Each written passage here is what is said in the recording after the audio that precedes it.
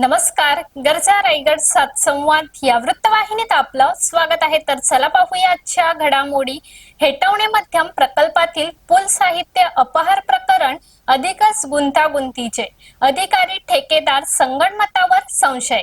पेण तालुक्यातील हेटवणे मध्यम प्रकल्पातील पूल साहित्य अपहार प्रकरण दिवसेंदिवस अधिकच जटिल होत चालले असून या प्रकरणाच्या तपासाला पोलिसांना अपेक्षित यश मिळताना दिसत नाही. प्रकल्पातील अधिकारी वर्ग तसेच संबंधित ठेकेदार कंपनीच्या कर्मचाऱ्यांकडून तपासासाठी आवश्यक ते सहकार्य मिळत नसल्याने तपास योग्य दिशेने पुढे सरकत नसल्याची चर्चा आता जोर धरू लागली आहे.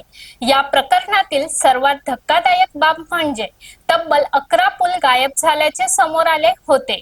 एवढ्या मोठ्या प्रमाणात पूल साहित्य चोरी किंवा अपहार करणे हे एका रात्रीत किंवा कोणाच्याही नकळत होणे शक्य नसल्याचे बोलले जात आहे. यासाठी मोठ्या प्रमाणावर महाकाय यंत्रसामग्री, वाहतूक व्यवस्था आणि मनुष्यबळाची आवश्यकता असते.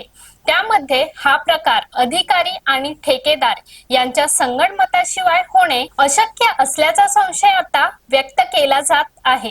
मिळालेल्या माहितीनुसार कालव्याचे काम करणाऱ्या RK मधानी अँड कंपनी यांनी 31 डिसेंबर 2025 आणि 13 जानेवारी 2026 रोजी देण्यात आलेल्या पत्राद्वारे पाईपलाईन टाकण्यास अडथळा येत असल्यास संबंधित पूल काढण्याची परवानगी हेटवणे प्रकल्प प्रशासनाकडून देण्यात आली होती.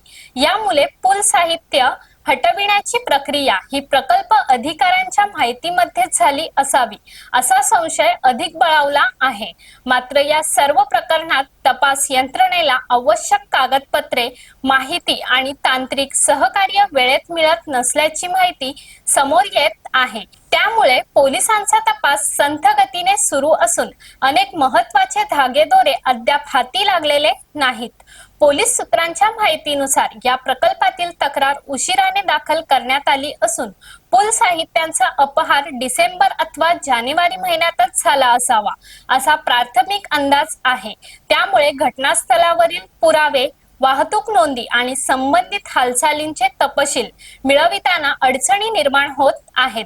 एकंदरीत लाखो रुपयांचा पूल साहित्य अपहार प्रकरणात अधिकारी, ठेकेदार आणि संबंधित यंत्रणांमधील संभाव्य संगणमताचा संशय व्यक्त होत असताना पोलिसांना मिळत नसलेले सहकार्य हेच तपासातील सर्वात मोठे अडथळे ठरत असल्याचे चित्र समोर येत आहे. तर अशाच अनेक ताज्या घडामोडी पाहण्यासाठी गरजा रायगड सात संवाद या वृत्तवाहिनीला सबस्क्राईब करून बेल आयकॉन वरती क्लिक करा. धन्यवाद.